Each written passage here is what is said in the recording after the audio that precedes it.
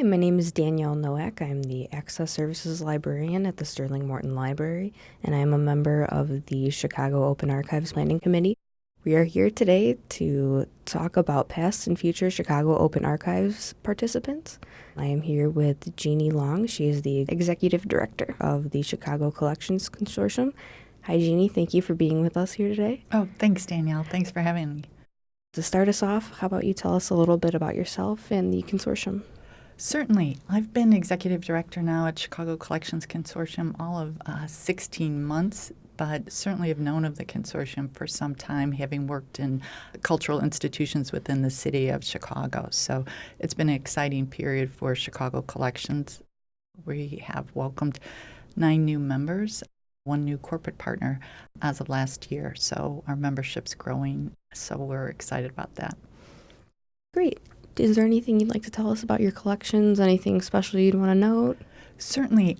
As you know, Chicago Collections Consortium exists for the promotion of Chicago history and culture through our member organizations and collections throughout the city of Chicago. We're excited to be able to use these collections as an opportunity to promote Chicago's history through not only public programming, but also exhibits. We're scheduled to launch this September exhibit entitled Place of Protest, Chicago's Legacy of Dissent, Declaration, and Disruption, curated by Rachel Boyle, and pulling from member collections' idea of how protesters occupied space with their bodies, voices, and possessions. So in addition to that digital exhibit that will live on Chicago Collections' website, we'll have a complete listing of other events that will be related to the 1968 anniversary, as well as events with the protest theme. So those will be hosted on our site. Sounds awesome. Sounds like you guys really have some exciting stuff going on.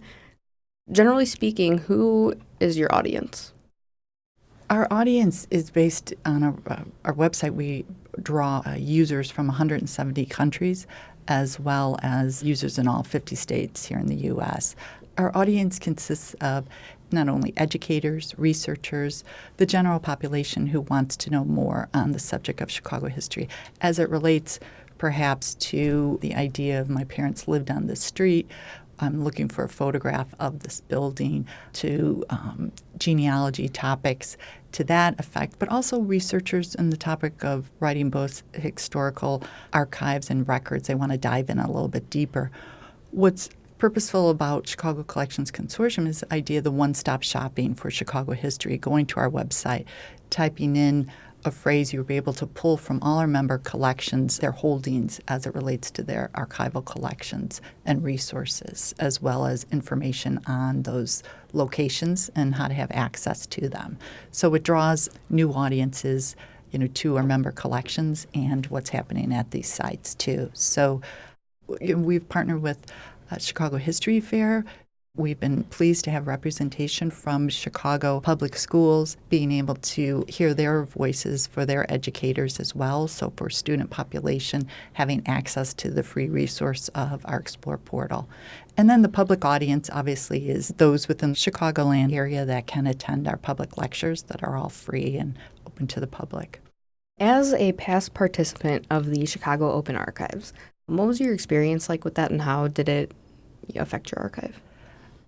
It's a great question because it affected us on several different levels. As an organization, it was exciting because what we participated in last year was a webinar on our member collections.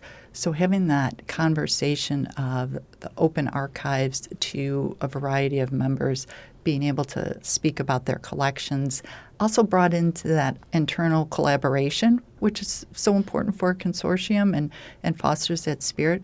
But interesting to be able to present that cross-sampling of what member collections have and providing that interesting aspect. So we had a great turnout for the webinar we hosted on that topic, which indeed allowed us to, and the excitement from that, offer it again in the spring and bringing in, again, a range of archives from Rush Medical Center to other Alliance Française archives. So a real cross-sampling of talking about the uniqueness of these collections that perhaps a listener wouldn't have access to. in an hour's time span. So it was a great opportunity, and also the opportunity for others to listen in. So people working together, for the promotion and sharing of their collection. So it was exciting for us to participate. Do you have any exciting teasers that you'd like to share with us?